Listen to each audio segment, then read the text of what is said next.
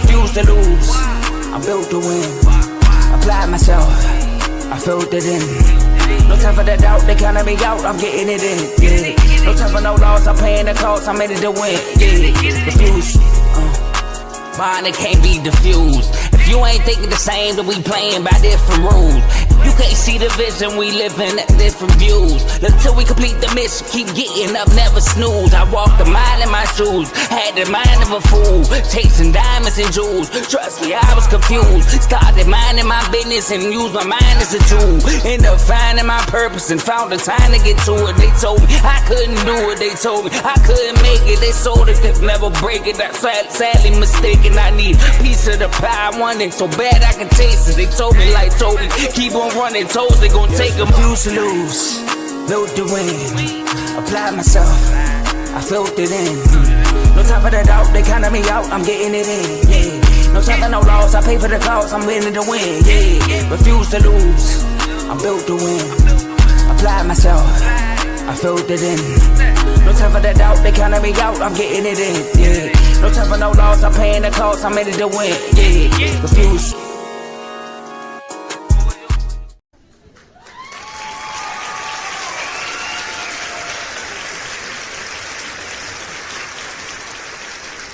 What's happening, people? How everybody doing today? It's your boy Vaughn. I am back with another episode of RBO, Real Ballers Only. We're here to talk about the conference finals, y'all. I know y'all saw that game last night. It was electrifying. It was everything we expected it to be. 2 61 teams going at it. Hey, get your popcorn ready.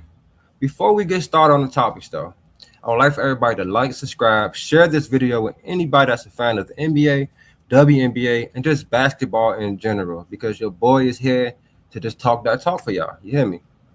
Also, down low, we have a list of all the shows that are on the network, from boxing to baseball to guys that just talk about a little bit of everything. You get everything here on the R2L network. Make sure you also tap that link down low and become a member and join the family. You will not be disappointed. We have these IG chats where during the game you have live commentating, you have people going back and forth, live debates, live updates, and that goes for basketball, NBA, fighting, all types of stuff. So definitely tap in with the squad. But let's just get right into the topics now, guys. First, we're going to talk about that thriller last night that we had between the two top teams in the West, the Spurs and the OKC Thunder. We're going to recap that 2 overtime game. I mean, the first game went to 2 overtimes. It's exactly what we wanted to see, exactly what we needed as basketball fans. I saw a stat that said they have more people watching that live than they had watching the Super Bowl recently. We know what happened with that. That Super Bowl wasn't all that, though. I ain't going to lie. But that's still a big feat for the NBA because the numbers been going down, man. But we have guys like Wemby stepping up, bringing that competitive edge. And he just a guy that we just never seen before, posting 40 and 24. I mean, my goodness. He was all over the place out there yesterday. But before we talk about Wemby, let's talk about the losing side, okay? On the losing side, we had Caruso go nuclear, 31 points, shooting 8 from 14 from the three-point line, and he played some great defense and also was hustling crazy out there. You got to give a big respect to Caruso. He's a guy he has 2 finals championships. He's a 2-time champion, so he has a lot of championship pedigree that he has. Last year, he was checking on Jokic, and this year they started off with Caruso and Jalen Williams checking Wemby, which I felt like was a testament to Chet. Chet, this is your matchup, bro. You're the only guy on your team that can truly match up with him.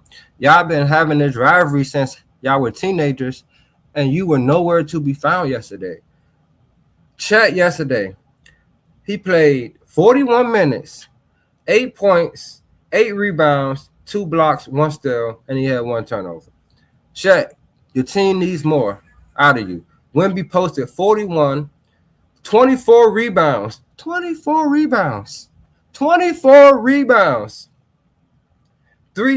assists, and 3 blocks and 1 steal. Wemby came to play, and Shet, you did not match that energy. How you doing, Remington Camp? Appreciate you for being on. Where you at, Shaq? We looking for you.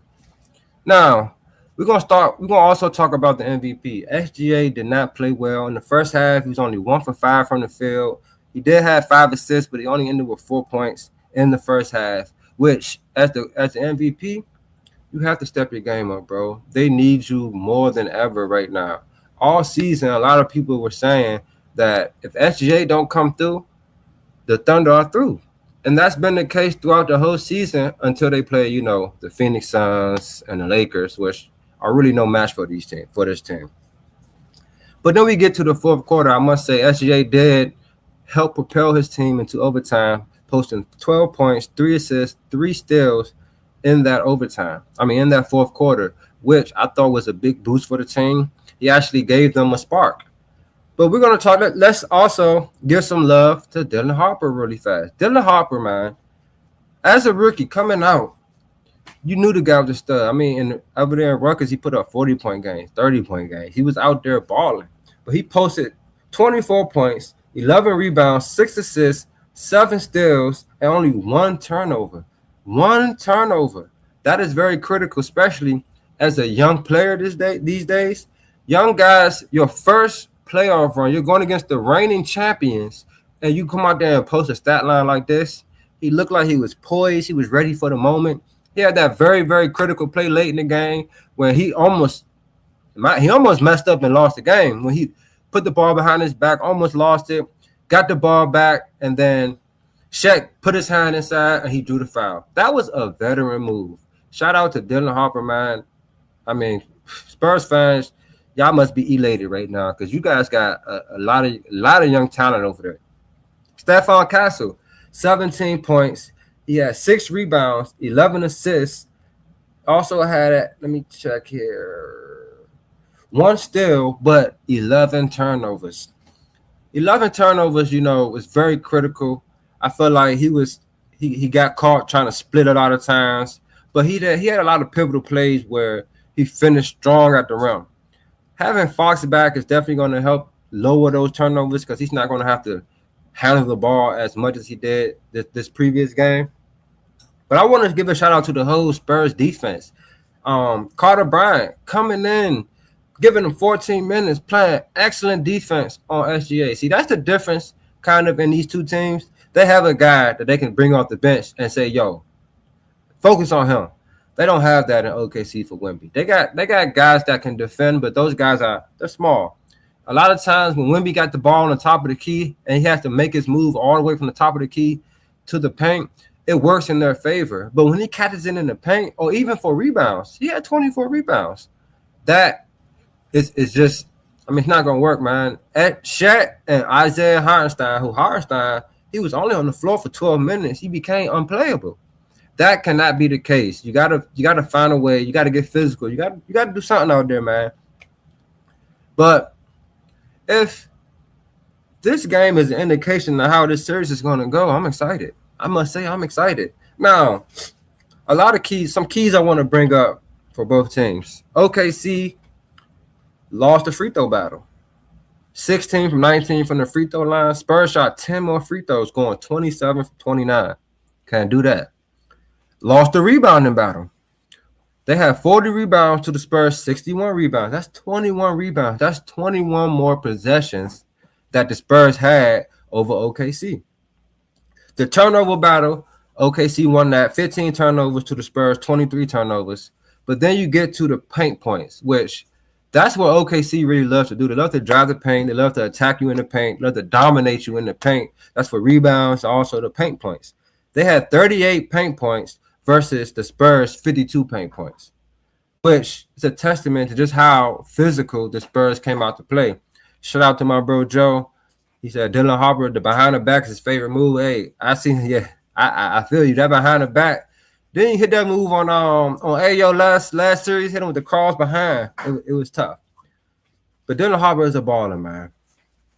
But I must say, if you're an OKC fan, I want to hang my hat right now, Despite all the things that I know I label here, losing the free throw battle, losing the rebound battle, losing the paint battle, you guys still had opportunities to win this game.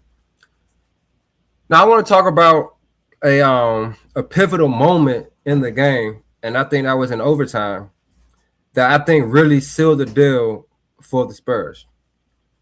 Now, it came when Wemby had told them to challenge the play. Then they got the ball back, and I believe they were up two. They was up 1 point at that moment, I believe. Then they come. Yeah, here we go. They were up. Then after that, Castle misses a three, but Wemby gets the offensive rebound and scores, puts them up 4. Caruso then comes down, hits a three-pointer. No, he misses a three-pointer. And then Wemby ends up getting a foul on a rebound. After that play, Caruso comes down, hit the three, puts them within 1. The crowd is going crazy. It seems like OKC is about to make it happen, and the Spurs are about to crumble. That's what it looks like. It looks like they're about to fold. I remember watching, because I was watching live, and I'm like, yo, this crowd going crazy. This is the moment SJ's about to put a stamp on the game. He hasn't had a great game, but leading from the fourth quarter into overtime, this is his time to just right the ship. If he finished and closed the deal here, I don't care what happened earlier in the game. After that, Caruso hits a three. Then Caruso gets a steal on Stephon Castle, and then Jalen Williams gets a dunk, puts him up 1. After that, Wemby loses the ball on a Jalen Williams steal, and AJ Mitchell misses a wide open 3 on the fast break. Now I have 2 problems with that. I do think he could have just got a layup. You feel me? It was him and Shaq versus Stephon Castle down there. I feel like just throw it up or go strong to the basket. He gonna have to play you or play Shaq. It should have been a bucket. 2-on-1, that's normally a bucket. But he had a wide open look. He should have made it if he's gonna shoot that. Another thing, Shaq, you down there, granted it was 2 players, Vassell and Stephon Castle. You gotta get more physical, bro. You gotta be able to at least tip the ball, get the rebound, do something. You have to be able to come up with that ball right there because it's do or die now. After that, Spurs get the rebound. Sean Penny comes down and misses a 3. They come down, right? And this is the play right here. This is the play I think lost on the game because I feel like if they win the game right there and they wouldn't win to another overtime, Spurs was going to win. I just feel like the Spurs was going to win because they've been playing better all game, and that was their moment to capitalize. After that play, Jalen Williams comes down and shoots an ill-advised shot, in my opinion. He shoots they're up 3. He comes down and shoots an ill-advised shot. It was a terrible shot. Going to his left, and he's a right-handed guy. He pulls up with Vassell on his hip, and someone else was stepping up. He essentially had 2 guys on him. In that moment, I felt like he should have gave SJ the ball. SJ was trying to fight for the ball at the top of the key, but he shot an ill-advised shot. They get the rebound, come down. Wemby hits a bomb, and all the momentum shifts after that. Going to double overtime, and the Spurs end up winning the game. So I think that play right there, it really, they shouldn't have been in that position because I was a little worried about OKC coming into this game. They was off for so long, having swept both of their opponents. They get a lot of rest. Like, this isn't the Lakers you're playing. This ain't the Suns. You're playing a very good team. And it's the Western Conference Finals. And they just got finished playing. They're fired up. They just got finished stomping out the Wolves. They are fired up. That series against the Wolves. So I think the Blazers series, it was the welcome to the playoff series. Get the little jitters out. The Minnesota series was the physical playoff series they had to get through. They got through the physical, the fight, the battle, and now they're here against OKC where they got to put it all together. And they came out hot, came out blazing. SJ was off early. He picked it up in the second half. They still had plenty of opportunities to win, and they just didn't capitalize down the stretch. But shout out to Wemby, man. Wemby, they showed him, watching SGA get the MVP trophy before the game, and it looked like he did not like it. It looked like it was hurting him. Just like when he lost to Shet and them early on in his career as a teenager, he looked devastated. And he came out 41 points, 14 from 25 from the field. He shot 25 shots, the most out of anybody other than Jalen Williams. But on his team, he shot more than anybody, 24 rebounds, and that's the biggest thing right there, the rebounding. When you have a big man like he's going to get the rebound, especially if they got Jalen Williams, Luke Dort, and Caruso on them. It's a disaster for the OKC. However, I do think Shet needs to step his game up. I think Shet has to be a little more mobile out there. He has to move around, hustle a little bit more. And I also think OKC has to do a better job at doubling Wemby. When Wemby has the ball at the top of the key, when he made that move, when he spent, I think it was on Shet, he hit a spin move on Shet at late in the game, or was it? I think that was Shet on him. SGA was just standing there. Soon he started to spin, he should have been there, got a jump ball, got a steal or something. He would have disrupted the play. But he did come back right after that, get the layup to send it to overtime. So I agree with you, Joe. Put the ball in the clutch player of the year hands. Exactly. Jalen Williams, he had a good game, first game back. But I felt like he should have definitely gave the ball to SGA. Let him take y'all home. He's been doing it all year. But this game is exactly what we all want to see. My pick for this series, I do think OKC is still going to come back. I think they're going to win this in 7. Like I said, they had days off, resting. The reporter asked SGA, how you guys stay fresh? You guys haven't been playing in a while. How you stay fresh? It's a challenge. You stay in the gym, do what you got to do. But at the end of the day, nothing compares to playing on the court. And I think they are awake now, but they're going to really have to step their game up and just, play with a little bit more force. Guys like Isaiah Hartenstein and Shaq, you gotta match them intensity out there because Luke Cornett played better than y'all, in my opinion. You got to step up and you got to match the intensity. And SGA has to be better. He missed a lot of bunnies, I thought, with easy shots from him last night, but I do have faith in the 2-time MVP, and that's SGA. So that's my thoughts on that right there. It was a heck of a game, man. It was a thriller. Two overtimes. Like, who doesn't want that? Who doesn't want to see that in the playoffs? You got two of the best teams going at it, two of the best players in the league going at it. It's just a beautiful thing to see, man. Basketball is seeming like it's kind of getting back to the glory days. Are we going to switch gears and move to the next series that we're going to talk about? And that's the Eastern Conference Finals with the Knicks versus the Cavs. We want to preview this right here. Make sure you like, subscribe, share this with anybody. Like I said, that's an NBA, basketball, WNBA. Just a hooper, Just share for your boy. We're trying to grow the channel. We're trying to stay consistent for you guys, give you guys consistent content. So yeah, rock with your boy. So tonight, we have the Cavaliers versus the Knicks in New York City. Right now, the Knicks are favored by 6.5 points. And the Knicks have been rolling. They definitely have been rolling. They have been dominating teams. They have been putting up crazy numbers in these last couple games. Last year, the Knicks were supposed to be on this same pathway, but they folded. They lost, ended up losing to the to the Pacers, which we know why. But this year, coaching has been much better. Mike Brown, in my opinion, has found a way to unlock their offense to its fullest potential, and that's by getting Cat more involved in the passing game. Instead of having, Brunson dribble, trying to create, you have a guy like Cat who can see the whole floor. He's a bigger target. He can shoot the ball. So you have to come out and check him. It brings the big man out the paint. It's quite genius if you ask me. And they've been playing really well. Mikal Bridges has stepped his game up. I mean, OG Anunoby, I think not always, but he plays at a higher level than Mikal Bridges normally, but he's even played at a great level. And Brunson is Brunson. Brunson going to be what he be. But putting Cat at that point forward position, point center position, it's kind of really unlocked this team. But I do think this Cavaliers team matches up well. I think in these last 2 rounds, the biggest difference was the big man. The Hawks really don't have a big man. Their big man is a Okonkwo who starts, and he's like 6'7", 6'8" out there.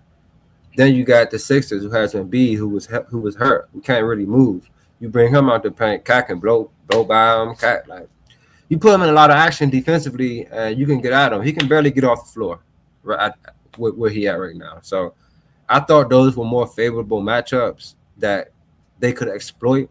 But defensively, this Cavaliers team can match up well. They have a guy, Evan Mobley, who can move. Can move. He can check guys on the wing. He can shot block. He isn't Wemby, but he's probably the closest thing to Wemby that we have in the league, other than Wemby.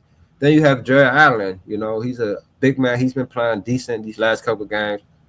Excuse me. And I think that against the Pistons, it was very, rough and rugged. It was a physical battle. And I think it unlocked something in the Cavaliers, especially in their leader, Donovan Mitchell.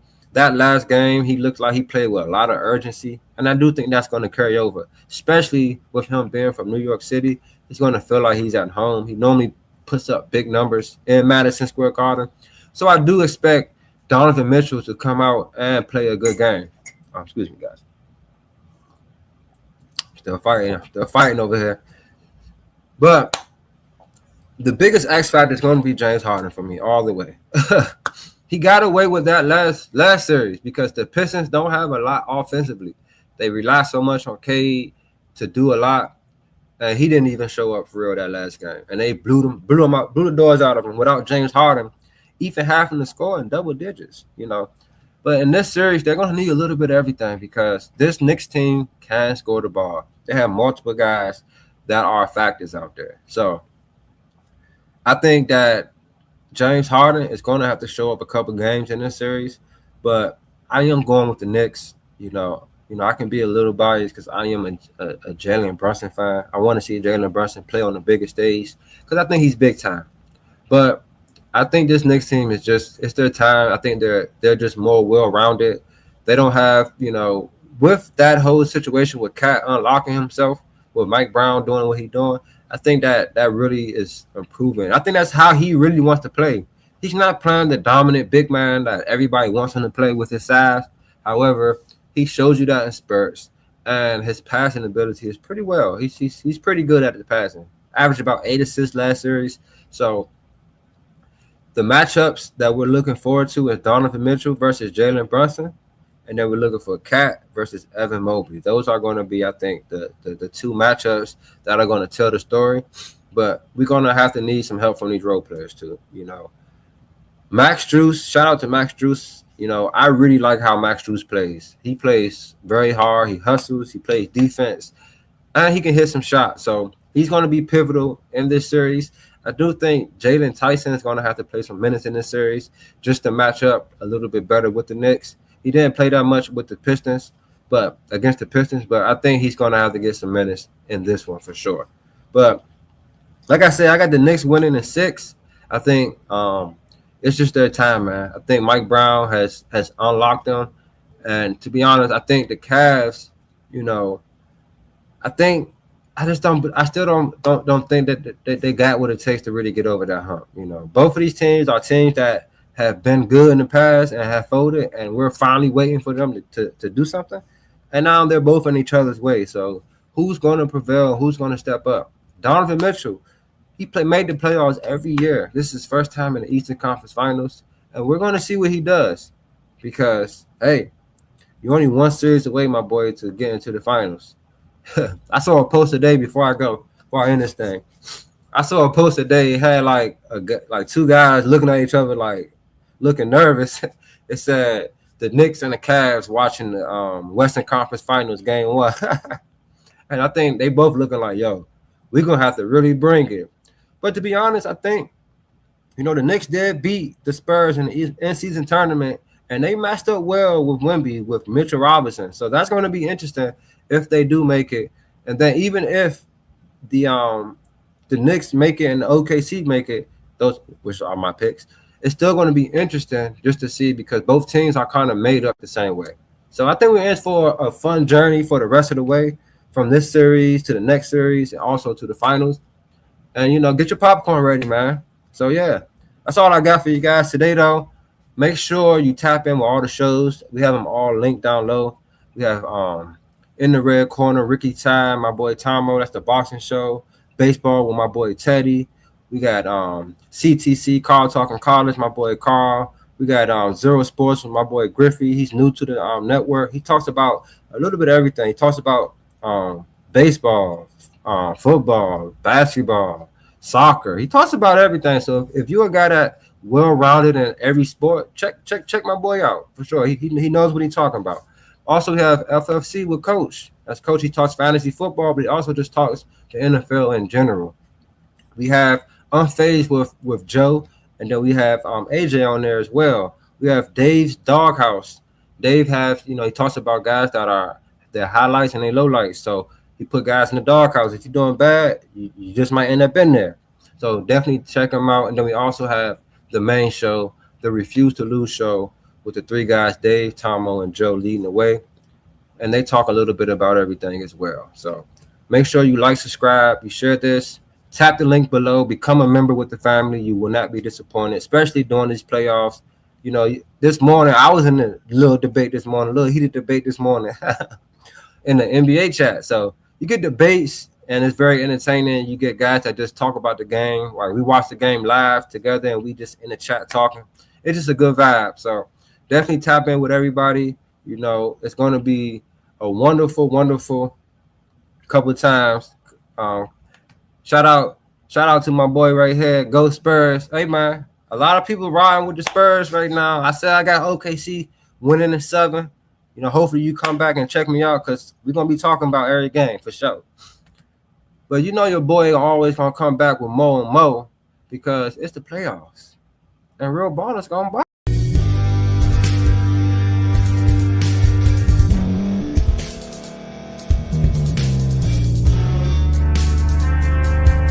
Thank you for staying to the end. If you're watching this on YouTube, please like this video, subscribe, and also hit that notification button so you can be notified next time we put out a video. If you're listening on any podcast platform, subscribe and hit that notification button, y'all, so you can be notified we put out another podcast audio. And last but not least, hit that share button. No matter what you're listening to or watching it, hit that share button and send it to somebody that you know that would love to watch this episode you just listened to. So once again, thank you for staying to the end, and we'll see y'all in the next episode.